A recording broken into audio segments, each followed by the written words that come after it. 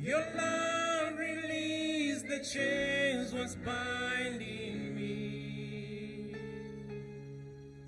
I'm found in grace, in love's embrace. My heart is overwhelmed.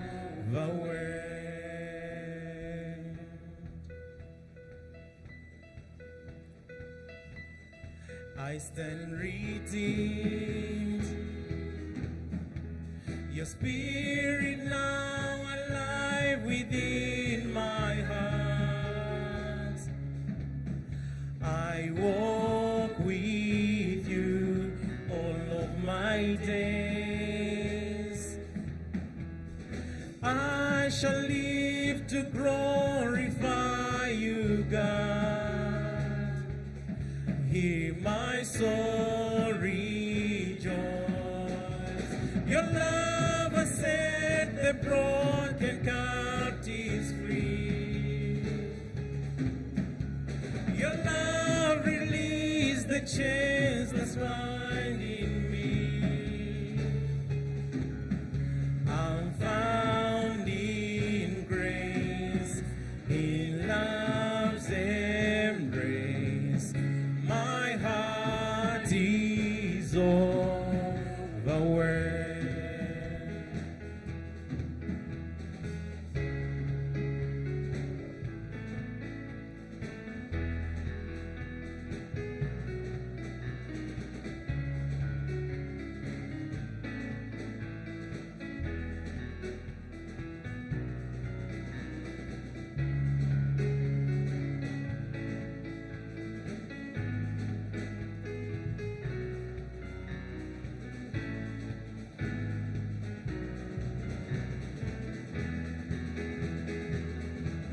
Sings my soul how your love has set me free. Sings my heart of how your mercy rescued me. Hear my cry of endless love to my Savior and my heart is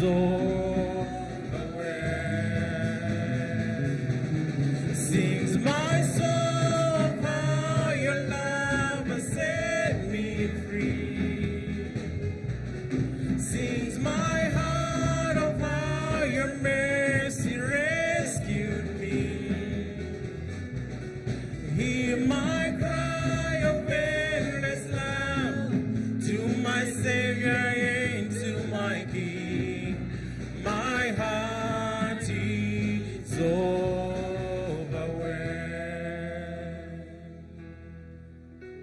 your love has set the broken captives free. Your love released the chains was binding me. I'm found in grace, in love's embrace. My heart is overwhelmed.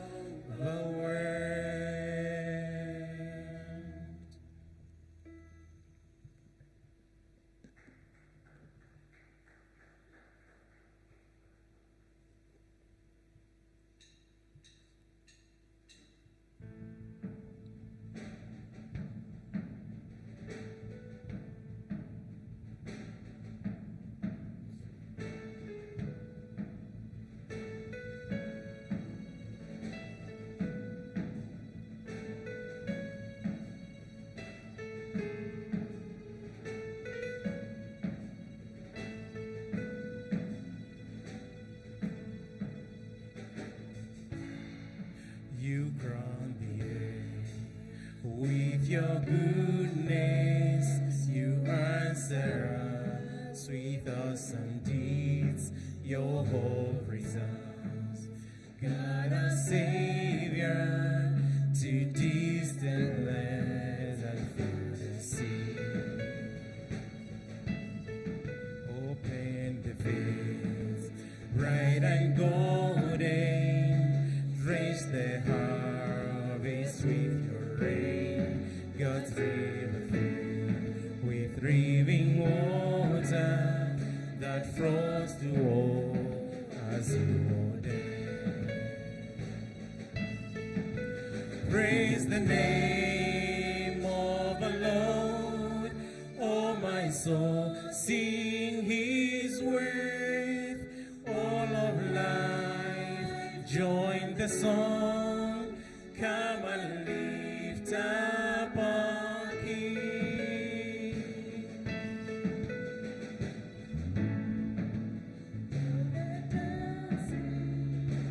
Take out in showers of spring, the dust and dawn, forever re-rain, they call to come and worship me.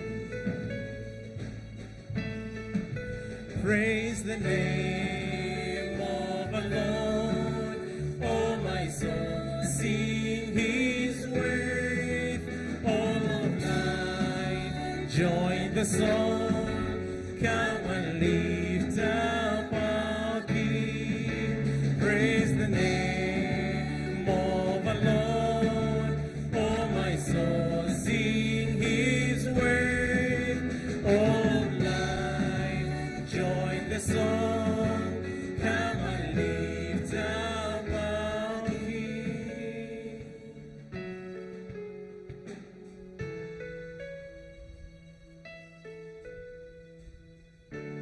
Holy, holy, worthy are you, Lord. All the glory to your name forever. Holy, holy, worthy are you, Lord. All the glory to your name forever. Holy, holy, worthy are you, Lord. All the glory to your name forever. Holy, holy, worthy are you, Lord. All the glory to your name forever. Praise the name of the Lord, oh my soul, sing His word. All life, join the song, come and lift up our King. Praise the name of the Lord, oh my soul, sing His word. All life, join the song, come and lift up our King. You crown the earth with your goodness, you answer us with awesome deeds. Thank you.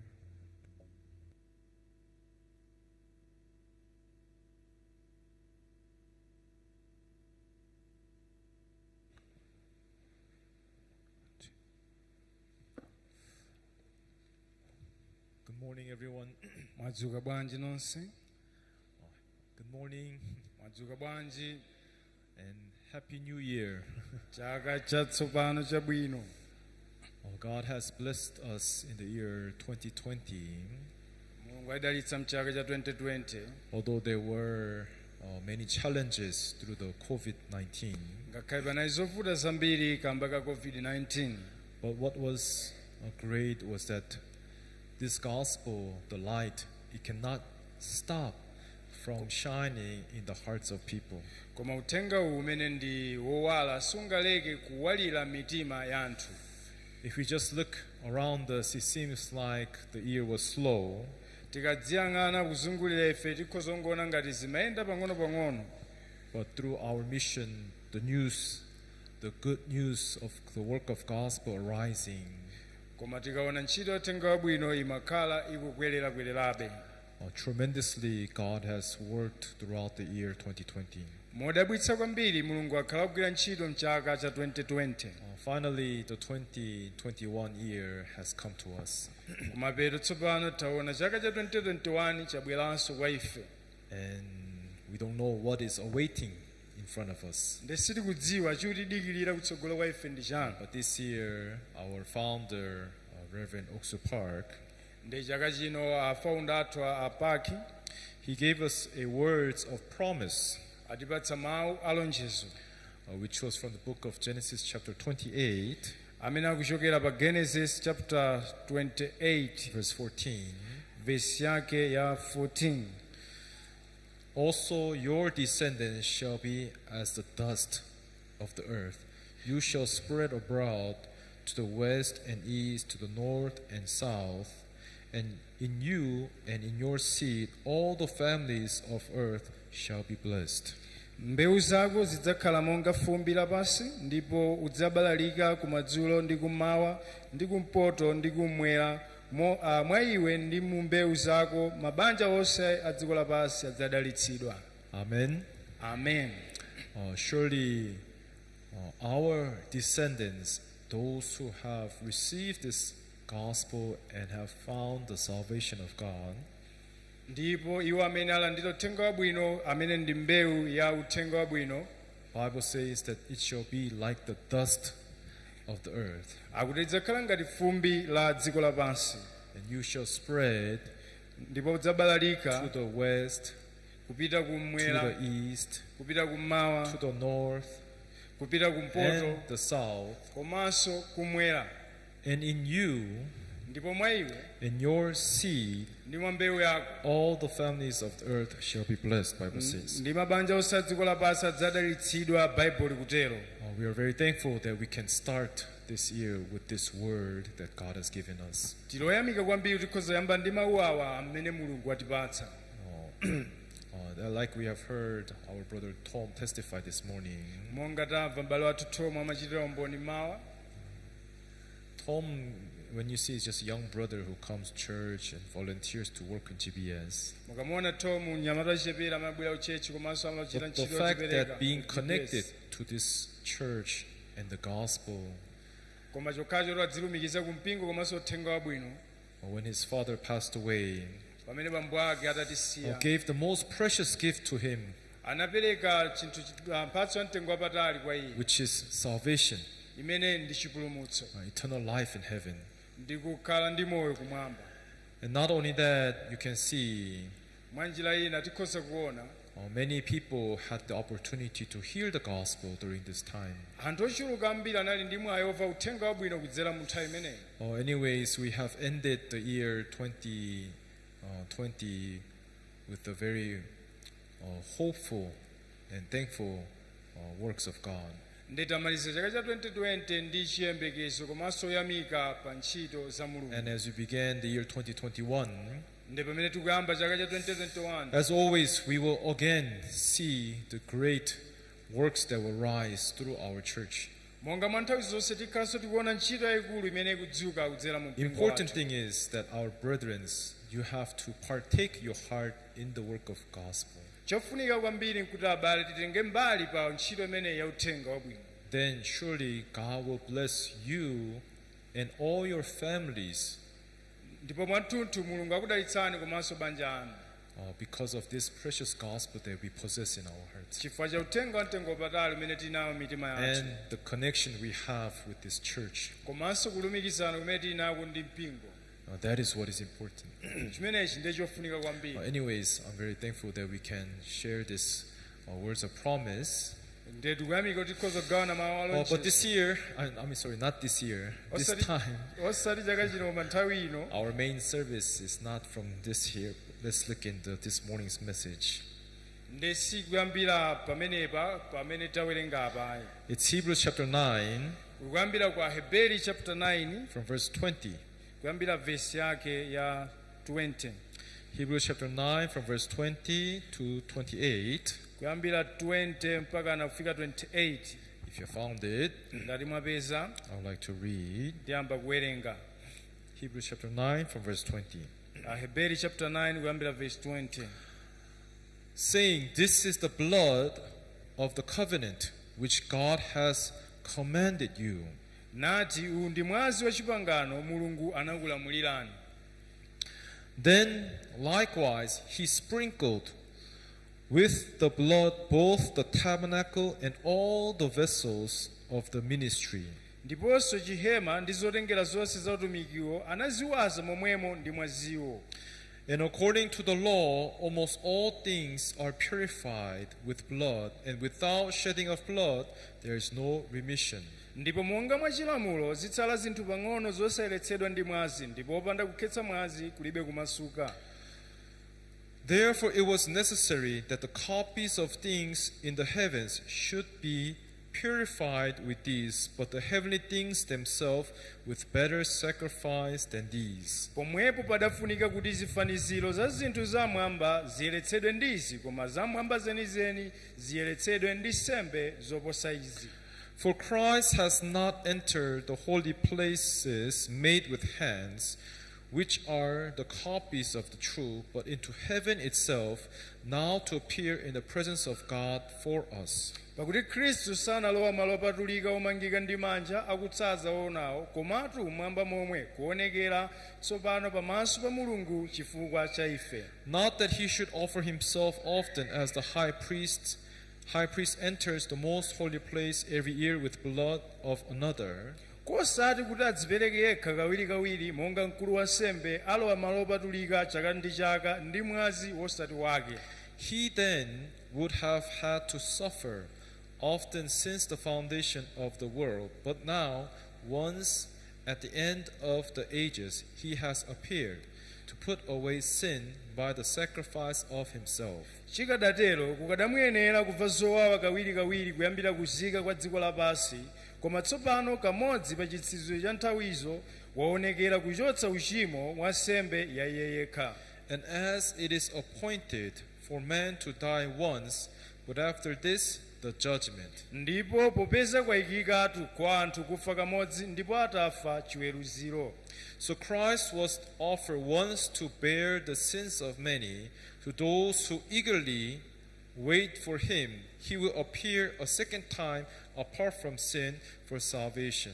kotero khristu ataperekedwa nsembe kamodzi kuseza machimo ambiri, adzaonekera pa nthawi yachiwiri wopanda uchimo kwa iwo amene analindirira kufikira chipulumutso. Up to verse 28 we have read. kufikira verse 28 tawerenga.